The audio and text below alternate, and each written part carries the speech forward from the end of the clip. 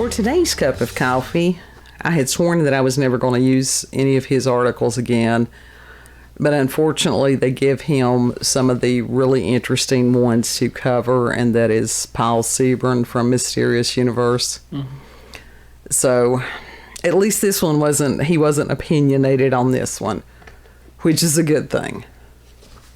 So I am going to use that, and the link will be in the description box.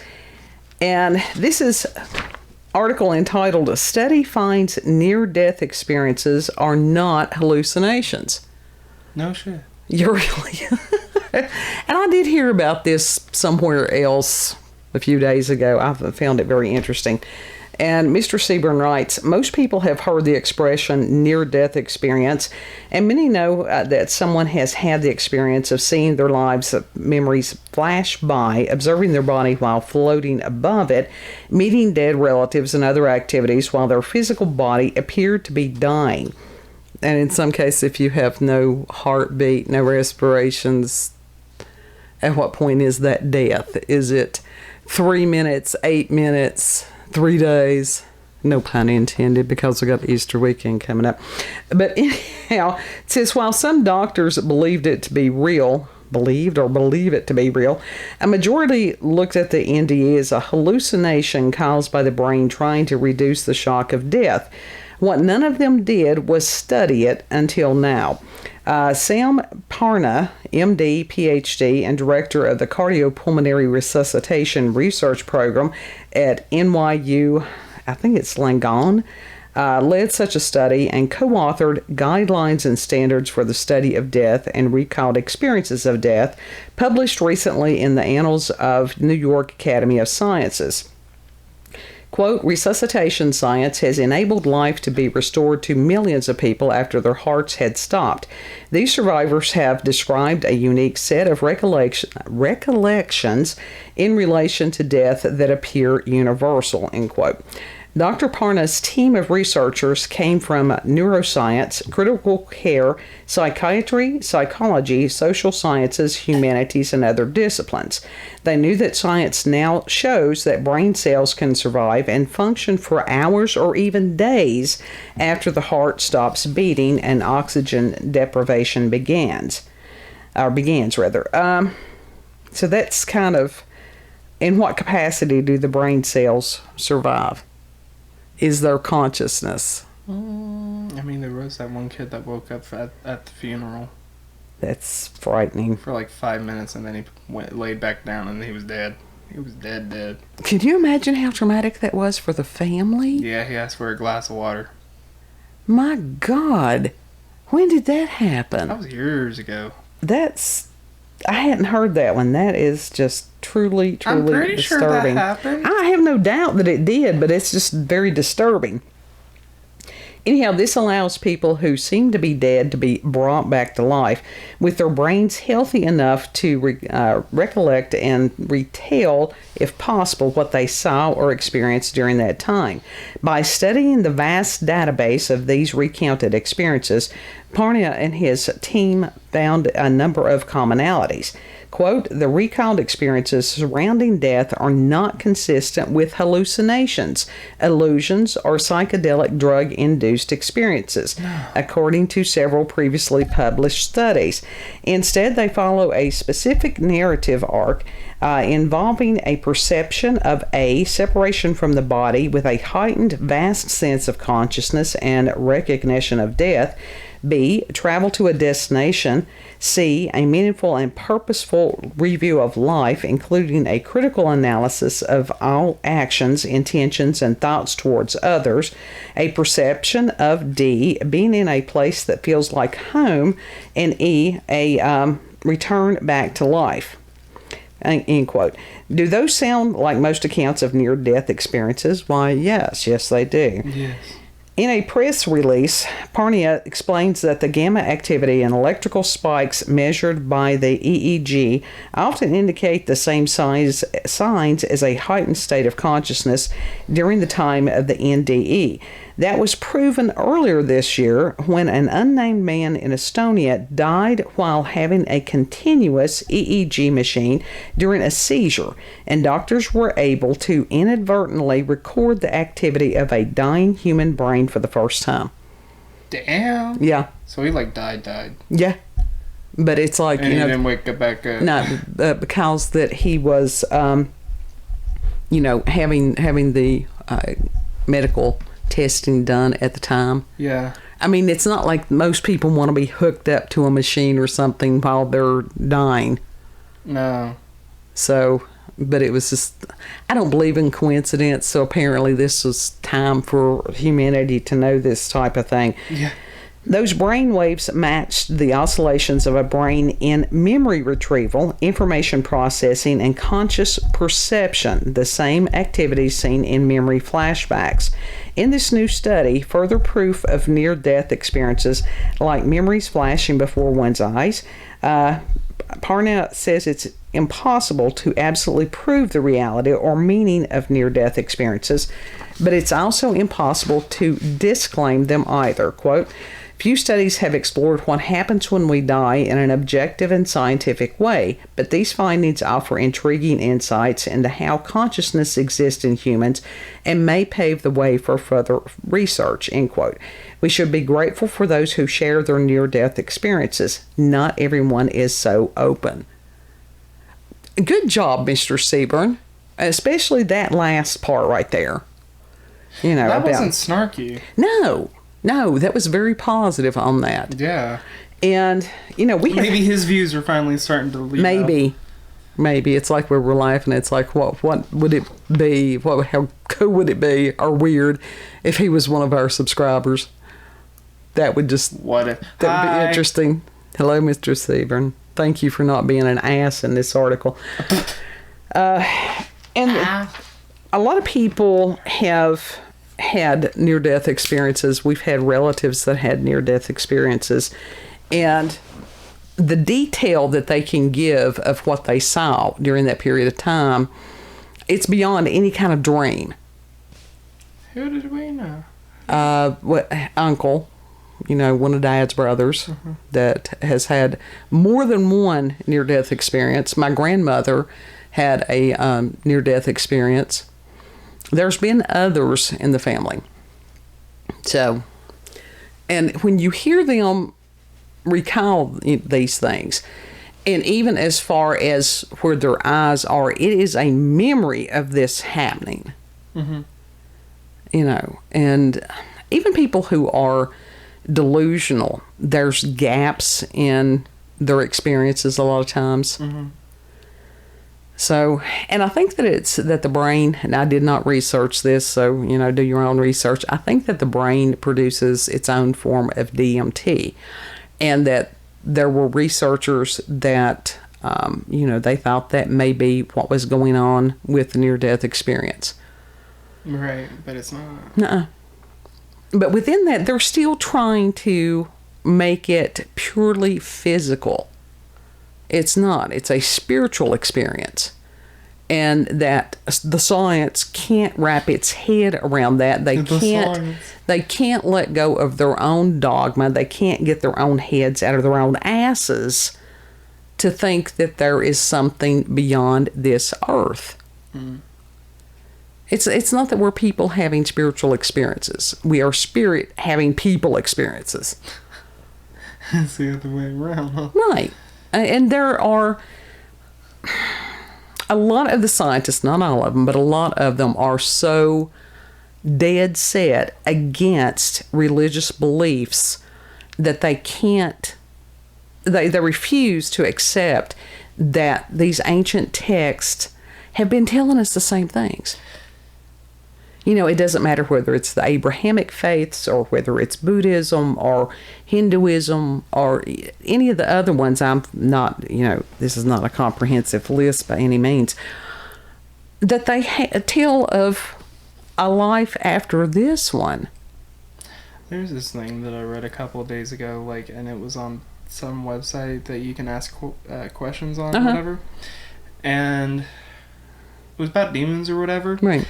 And someone that is a psychologist had the most shitty, snarky response. Of course. And I went to their profile just to see what they were like. Shitty, shit-ass, complete skeptic, completely just... He's like, I block idiots.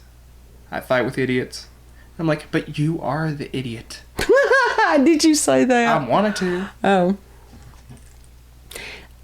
You should have asked him if he had ever heard of narcissistic personality disorder. Because those are some of the people that think that they are correct about everything. They refuse to admit that they might not know everything or that they might be wrong. Yeah. Most people are humble enough if presented with evidence to go, oh, okay, I need to rethink that. I didn't realize that. It's crazy. Yeah. But it's crazy how many people that will not listen to others. They're unwilling to listen. They're unwilling to be taught. And that's one of the things about this life, to continue to learn. Yeah. And be open-minded enough. When you get to the point where you know that you don't know shit about shit, you got a little bit of wisdom. I definitely don't know shit about shit. I'm good. I'm fine with that. What we know in this moment can change. There's new discoveries, new experiences all the time. We change day by day. Who we are today is not who we will be tomorrow. No. Because we have new experiences. And it's like, there's usually with most people some continuity. The ones who don't have any continuity, then there's usually an issue. And we've known lots of those also. But to recognize that we are not static. It's not that you... And if you are one of those static people that you did not learn anything the previous day, you're unwilling to learn anything tomorrow, I pity you. Don't look at me. I'm not looking at you. You're here. I do that when I speak. That's why it helps me to have you here. No. And it's just this lack of awareness. Mm-hmm. And this has been a really hard thing for a lot of people who have had spiritual experiences, including the near-death experiences, because when they try to tell others about that, there's a lot of shaming, there's a lot of humiliation, different things, because someone hasn't shared that experience. Mm-hmm. Then when some of these skeptics have a spiritual experience, then they freak out. They do freak out. Or they completely... They gaslight themselves. Yeah. They talk themselves out of the experience. Mm-hmm. And it's really sad because in other cultures, people are more open to these things and discussing them and, seeking for the answer or the meaning of the experience. And for some reason, Western culture is totally against that for the most part. Yeah, which is really sad because maybe that's the reason it's imploding right now. Which is kind of frightening, but, yeah, that's where you trust God that He sees what we can't and He's got a plan. And just kind of roll with it. Yeah. And that's a hard thing sometimes, that even as a species, to accept that there is a higher power that knows more than we do. So, what do animals know? That's what I want to know. Animals, it's a matter of instinct. It is a matter that... But do they know that there's a God? That's a good question. That is a good question. There is a lack of self-awareness. And that is judged a lot of times like you can put a mirror in front of an animal and they do not recognize that is their reflection. They see it as another animal. A lot of times we'll become very aggressive. I mean, babies do that too. Well, they don't become aggressive, but they're like, what? Well, that is awareness. They may not know it is self, but they recognize it as... Babies are fascinating because they are little sponges. They are Yeah, they got just... that soft spot on their head, and you can just poke it. Don't poke the baby. Poke that soft spot, you squish their brain. And that was like I was discussing with my physician today, because I have got one of the coolest physicians on the face of the earth. I really do. He knows American McGee. He does. He knows a fucking American McGee from American McGee's house. As I'm doing this, I'm hurting, but that's okay, because he knows American McGee. He does. Alice Madness returns to American McGee's Alice. Oh my God. And that he's working on what is the dreadfuls. The plush dreadfuls. The rabbits. Alice's rabbits. Oh my God. I just wanted to be like, hey, this one kid, one of my patient's sons, is a big fan of you. He loves you. He says hi.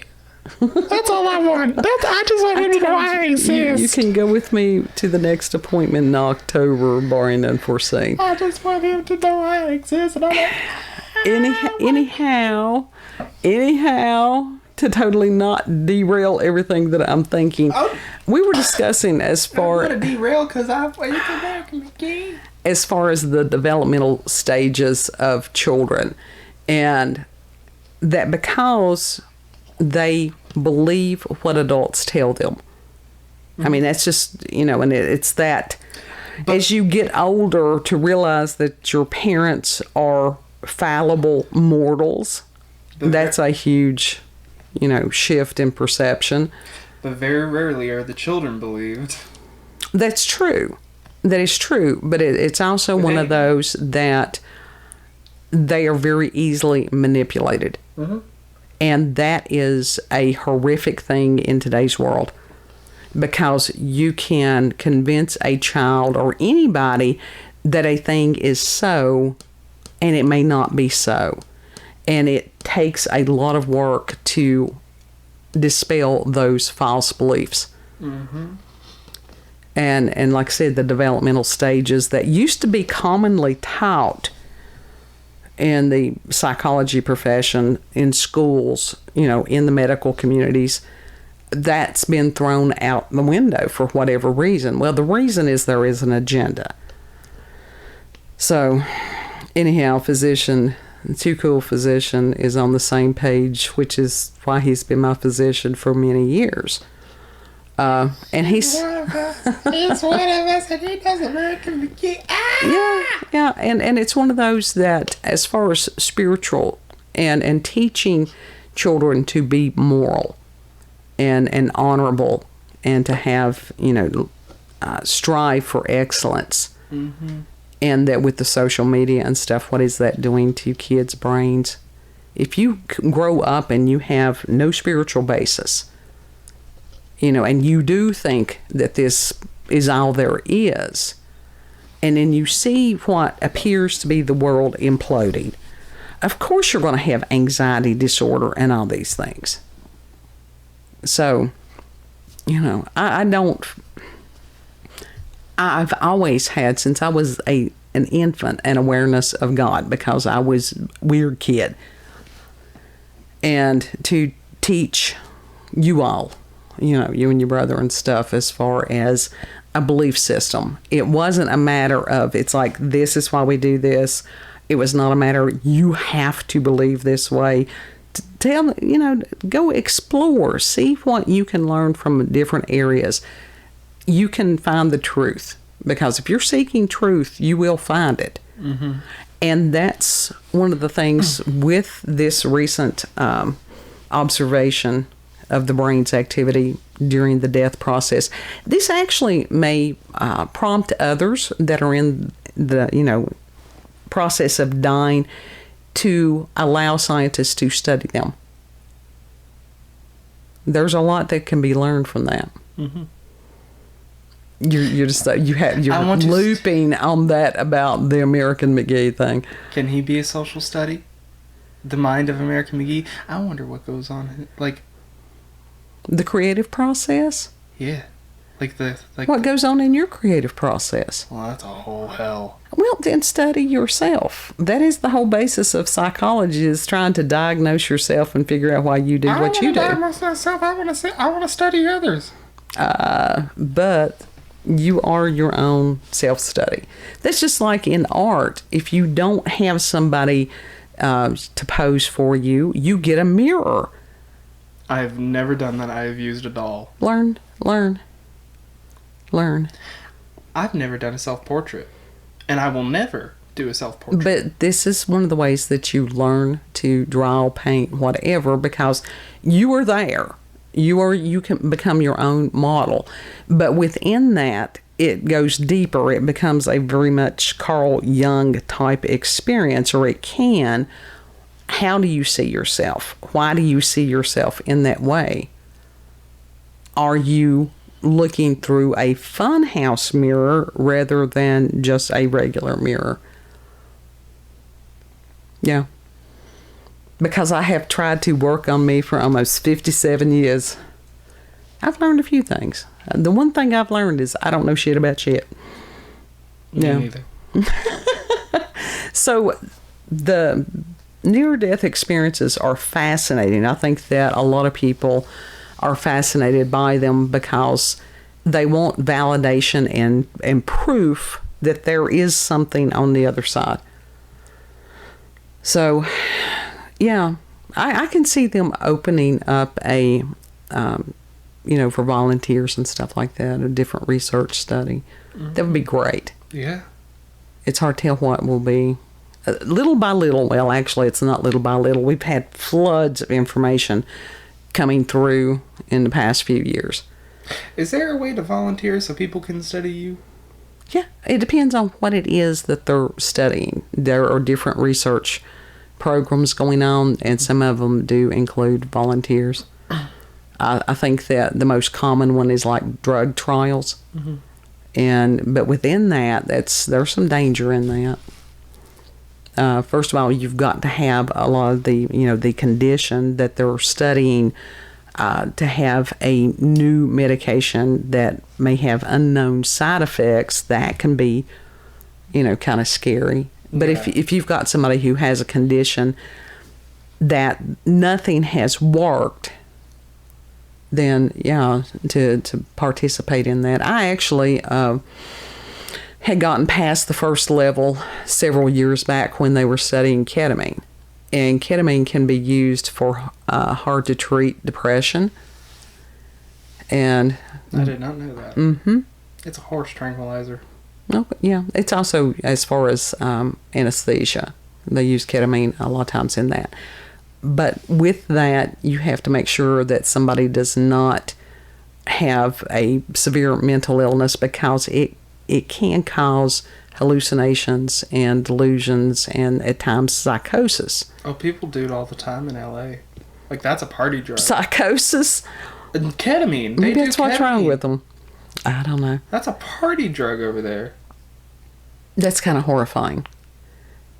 Because anytime you put anything in your body, you don't know that you're not going to have some kind of severe allergic reaction. Mm-hmm. Or any kind of reaction to anything, which is why I try to, use pharmaceuticals, any of them, very carefully. Try to, But like I said, I had the chemical burns from paper tape a couple of weeks ago. A couple of weeps ago. Yeah, that's a weeping moment. So I don't do well on this planet. There are things that will hurt me. I hurt myself. You did hurt yourself. So, and I'm sure that, our viewer base have known people that had near-death experiences. Maybe one of you all have had a near-death experience, and if you would share that with us, that would be wonderful. Have y'all ripped a muscle? Yeah, have if anybody's ever pulled a muscle, severe muscle strain, pull, tear, any of those things, we've got him on heating pad, arnica gel. That arnica gel is not doing shit. Well, that's unusual. I mean, it works tremendously well on the fibromyalgia. I'm glad, but it's not. I don't know why. Time is gonna, it's gonna help you. But it's less than it was when you went to the ER. Yeah. The body is an amazing thing. And speaking of delusions, we've been told that our bodies are defective. That you can't let your body heal on its own. You've got to have outside help. Why? No. Now, there are times that, we need the extra help. Yeah. And there are times that herbs and supplements and different things like that. If you keep yourself in good health, like, you're good. Yeah. Yeah. And it's pretty basic. Yeah. And the thing that is, everybody's under attack right now on a spiritual and psychological level. Like I said, I still don't know that there's a difference between the two. That causes stress, anxiety, both of which will just wear your physical form down. I'm all for digging myself a hole and sitting in it. No, that's not an option in this day and time. But I thought that was... say burn myself alive. No. That is always an option. No, that is not facing what's going on. That is hiding from what's going on. Exactly. Well, and that is your choice. Is your choice. Don't make the enemy's job easier. Stand up. I'm making their fight. job easier. No, I'm not making it harder. I'm not in the. Oh no! I'm not in. Even if you were determined not to pick a side, then you have still picked a side. Yeah, that's how it goes. So if you've had experiences with the paranormal, I started to say the paranoid, the paranormal, supernatural encounters with UFOs, aliens, cryptids. If you or someone you know has had a near-death experience, that would be wonderful to share that. If you've got local, regional, family, myths, legends, send us an email at cupofcoffeewithscream@gmail.com. Email address is also in the description box. You don't have to try to remember all that. Know that you're loved. We're interested in hearing about your experiences. If you need prayers, if you need someone to listen to you, send us an email also. Yeah. And that's one thing about being a micro mini. We can respond to people. We're not flooded with comments and emails and stuff like some of the mega people are. And if we were, or ever are, we could have a Discord just for the OGs. I don't even know what an OG is. Original. Like the original gang. Right. Okay. Well, that would be good. Yeah. So, all the ones that we have now could be in that server. Sure. No problem. Yeah, that'd be, that would be interesting. I would have no problem trying to do that. Yeah. It's a matter of people's schedules and time zones and all that stuff. But we could figure it out. Oh, that has nothing to do with the server. They can post whenever they want in it. Oh, okay. Well, see, I don't know enough about this to even ask a question. It's like the comments on YouTube. You can post whenever you want. Okay. So it'd be like threads and that type thing. Think like an entire chat log. Think of our texts. Mm-hmm. It's basically like that. Okay. I got it. Yeah, so it's open all the time. That's cool. All right. Yeah. And if you like this video, don't forget to like, share, comment, and most of all, subscribe and click that notification button for daily notifications of our daily uploads. Thank you all and have a good... Was that good? A little robotic, but that's all right. Thank you all for watching. It was quick. It was sweet. It was. It's good. It's all good. We'll see you on the next cup. Bye. Let me have some mirth. Have your mirth. Share your mirth. That's what life's about. Bye. Bye.